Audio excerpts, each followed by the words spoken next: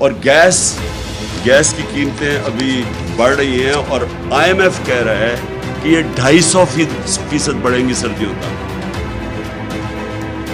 जो आम आदमी को इसको सबसे ज्यादा तकलीफ हो रही है वो आटा है। आटा दुगना हो गया। 1 किलो आटा 50 रुपए हमारे दौर में 1 किलो आटा था। आज वो कराची के अंदर 100 रुपए लीटर से ऊपर चला गया। 5 महीने के अंदर ये सब कुछ हुआ।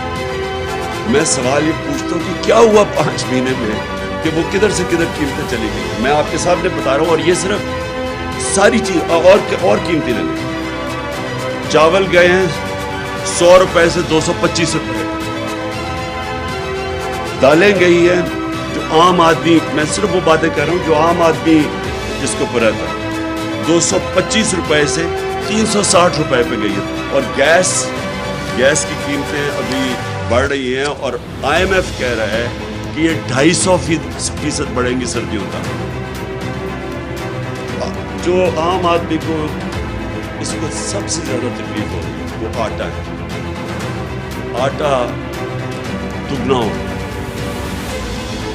1 किलो आटा 50 रुपए हमारे दौर में 1 किलो आटा था।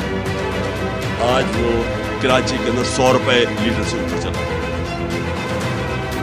5 महीने के अंदर ये सब कुछ हुआ।